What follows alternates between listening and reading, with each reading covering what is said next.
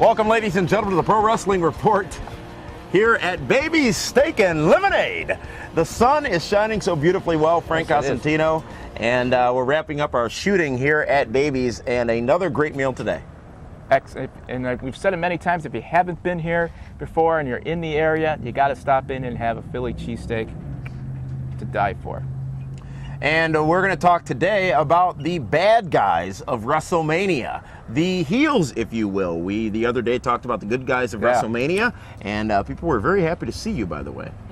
You're a big star, you know. Oh, no. The one fan I have is here. That's all I need. You're always so good, Frank. So good.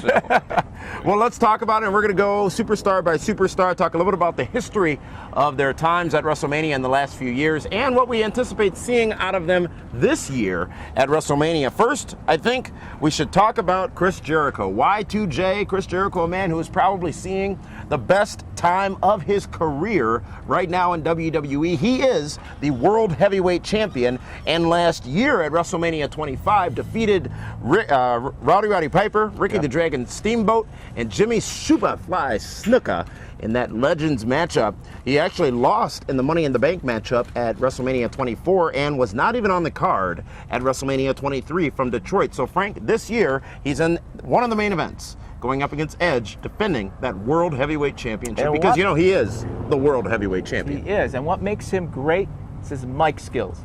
The wrestling is good. It's not great, it's not horrible, it's good. But the mic skills are there, the charisma is there, and it's almost finally to a point where everyone has kind of bought into it. He had that title reign a few years ago and it just didn't seem to hit.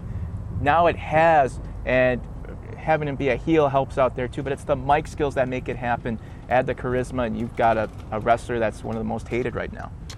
Indeed, and it's going to be a good matchup, I think, at Mania with Chris Jericho. Sure. Obviously, Edge we talked about the other day, but you know, as I said, I really think, and he has said as well, that this is probably the best time of his career as a professional wrestler who's been in the business for some 15 years or so, and truly, he is one of those superstars that makes you want to watch the program. Absolutely, and obviously a lot of the Canadian fans have a lot to do with that, but he's one of the top heels right now.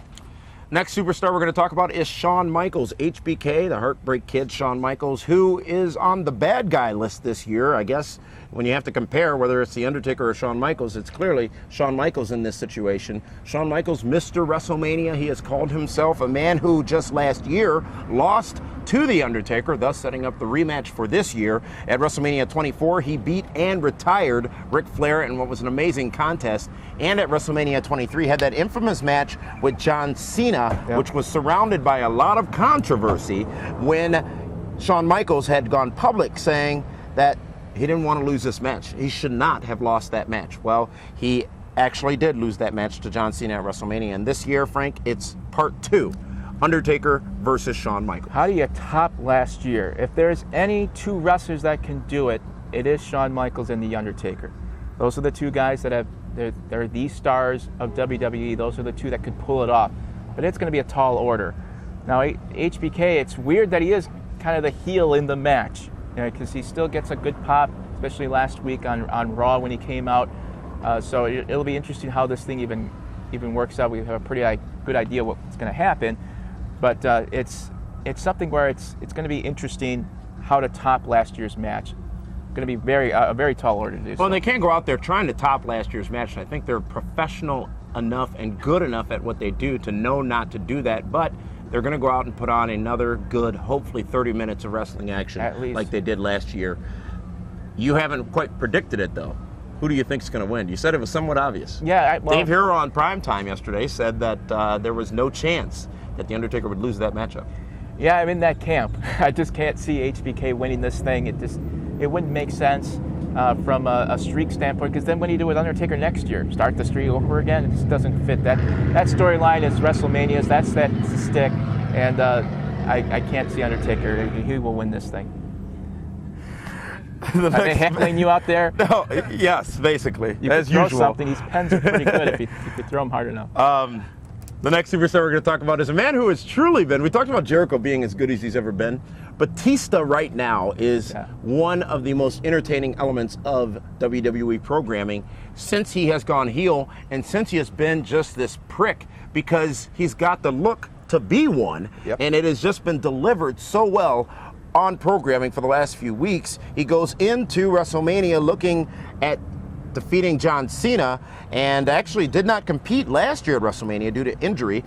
Did defeat Umaga at WrestleMania 24, and he lost to The Undertaker in a great match at WrestleMania 23 in Detroit. You know, to be a heel, remember with Batista, he'd come out and he'd do the guns thing and everybody would go crazy? Now he takes his slow time to the ring and the fans start screaming, "Hurry up!" and that's all they need, and he has that swagger. It works. It finally works for him. Not Jack Swagger. But it finally works for Batista, and this match is, to me, pretty predictable. But they finally have a role for Batista, I think. Stay healthy, and he can stay that heel role for a while. Vince McMahon. You know, I don't think Vince has ever won a match at WrestleMania. And you know what? He doesn't need to win. Right. That's the thing. He just has to show up, do what he needs to do. And he's the ultimate winner at the end of the day at WrestleMania. They're saying this WrestleMania 26 may indeed be the most profitable WrestleMania for WWE. Yeah, it should. And what's amazing is, I think at the end of this match, people are going to say, I can't believe Vince actually pulled this match off. We have that expectation maybe of, well, it's the guy's in his 60s, and Bret Hart can't move around too well. Matter. But I think we'll be pleasantly surprised on how this match comes out. And I think we all know where it's going to end up, at least in my opinion. I think we all know where it's going to end up. Notice how he keeps saying who's going to win, but doesn't say who he's saying is going to win? Do you want me to say Bret Hart's going to win because it makes sense? Okay, all right. This one's pretty easy. Unless Bret Hart's going to be around for another 3 months, then I could see it maybe continuing somehow. But no, Bret Hart wins this one. Vince McMahon lost. He last competed, at WrestleMania 22 in that matchup that he had with Shawn Michaels, where his tag team partner was God. Vince McMahon's was. That was crossing the line for sure. He lost that matchup, lost to Hulk Hogan at WrestleMania 19 as well. And again, as we said before, Vince McMahon doesn't need to win the match at WrestleMania. One thing is for sure, Vince McMahon and Bret Hart, that situation will be entertaining because Vince McMahon is a great performer. There is true passion in this matchup from both men, obviously, and there's probably going to be some stiff shots in this one. There should be. Vince will do it. He'll take a few chair shots or whatever it needs. He's the owner of the company. He's going to do whatever it takes to get over, or have it even more over. So people will say, wow, even though the other matches were great, did you see what Vince McMahon did? Because he's going to have to do it, because I can't see Bret Hart doing too much of taking a lot of stiff shots and stuff like that. So it should be an entertaining match. I'm looking forward to it. Sheamus. It's a shame. It is a shame for some. It's his first WrestleMania, and he's going up against Triple H in this contest on WrestleMania 26. First WrestleMania, no history. Sheamus, a great heel, a person who is larger than life, and a person who I think is easy to hate because of his meteoric rise in WWE. I don't know what they're going to do with this guy. What are they going to do with him after WrestleMania here? Yeah. Do you have him win against Triple H, and then you could have a storyline there? If you have him lose, he's got to continue somewhere. I don't know who matches up with him right now, but I think he's got a lot of talent. He's got a lot of potential. He's got to stay out of the sun. But other than that, I think we saw Sheamus in town here just a couple nights ago. Was he wearing like an umbrella or something? No, somehow or another, he's more pale on TV than in real life. He looked relatively normal. Put like baby powder on him? What do they do to make him? How do you make him more pale? Are you okay? Whatever you say, Frank. No, it's just it was surprising actually, because it just looked. He didn't look. I mean, it jumps out at you on television. Yeah. And really, if you saw him walking down the street, I think he did have a hat on, so maybe the contrast wasn't there. Could have been. So, but this one's interesting. Sheamus, I don't know what's going to happen in this contest, him versus Triple H, because it could go either way, and it makes sense for Sheamus to win, but it really doesn't make any sense for Sheamus to win all at the same time. Well, Triple H doesn't need any wins or losses anymore, in my opinion. He's done everything that's needed to be done in wrestling. So in a way, it would make sense for Sheamus to win it, and you could have a storyline continue for a while.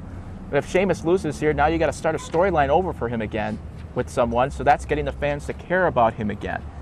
So we'll see. I don't know who they can match him up with at this current time to have people care. So we'll see what happens. Maybe they could match him up with the next person we're going to talk about, a man who is probably one of the best prick heels in the history of professional wrestling, and that is Randy Orton. Randy Orton, who this year is in a match that I think at the end of the day will have been forgotten about. Yeah. But he could be that man, as I said, who gets into a program with Sheamus going down the road. But Randy Orton lost to Triple H last year at WrestleMania. He defeated John Cena and Triple H in a three-way match at WrestleMania 24. And he was actually just at WrestleMania 23, just 3 years ago, in the Money in the Bank ladder match, which he was not able to come out the victor of. Well, I think in this case he comes out the victor. And as far as a heel, he's one of the best at it. Because I can see Cody Rhodes and Ted DiBiase at the end of this thing kind of beating up each other, and then they have a storyline that goes on to the next pay-per-view, which then what do you do with Randy Orton? Who knows? But Randy Orton, as far as a heel, he's one of the best at it. It's the way he slithers around the ring and Comes so natural for him. It does. It does. That matchup, you think that you will see Cody and Ted sort of butt heads and leaves Randy sort of out there hanging to win, I guess, huh? And maybe it's Randy Orton and Sheamus after this. Who knows? But it to me, it makes sense for finally Cody Rhodes and DiBiase to break that up, and have them go their singles way for the next singles way. Their singles way. Some may say. CM Punk is the final superstar of the bad guys of WrestleMania that we're going to talk about. He is a two-time Money in the Bank ladder match winner, winning it at both WrestleMania 24 and 25 in the same match at WrestleMania 23. However, not able to win that year in Ford Field. No. CM Punk, the Straight Edge Society, if Rey Mysterio loses that matchup, he must join in the Straight Edge Society with CM Punk. And as Dave Harrell talked about on Primetime yesterday, so much potential if it does go on that track, but CM Punk is probably one of the most hated men in wrestling, specifically because of the people they've put him up against. Yep. Jeff Hardy, Rey Mysterio, very beloved to the fans, and now CM Punk makes this list of the bad guys of WrestleMania. Notice how you mentioned Rey Mysterio, and that was the time when Batista became one of the top heels in the company. You paired him up against Rey Mysterio, and here's the same thing.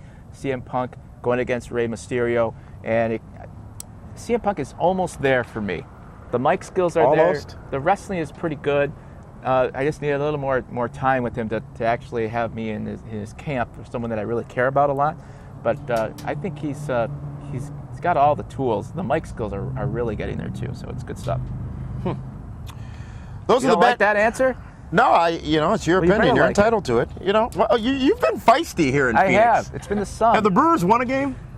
They did today, if you're watching. They did? Oh, the game you didn't. Today, if you're watching. you fast forwarded a couple of days, huh?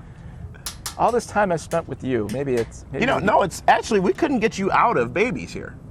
No, I've been eating just about everything on the menu. Did you have the crispy, the sandwich that's I did. as big as Armando's arm? I did.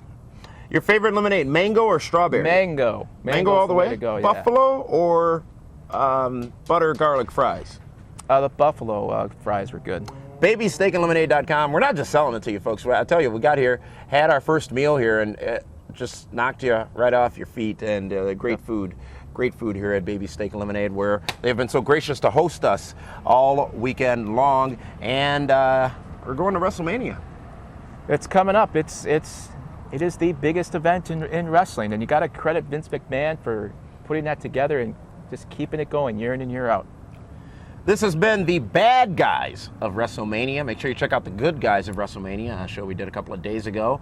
And coming up soon is PWR Interactive. Lots of great people joining us here at Baby Steak and Lemonade. You've been talking to them all up and down this place. We got a lot of fan footage, a lot of footage of that. That's going to be coming up later today right here at pwrshow.com and, of course, on all of our other media channels. So, for the cause, thank you for tuning in. This is Damian Nelson saying we'll see you again later today with Pro Wrestling Report Interactive.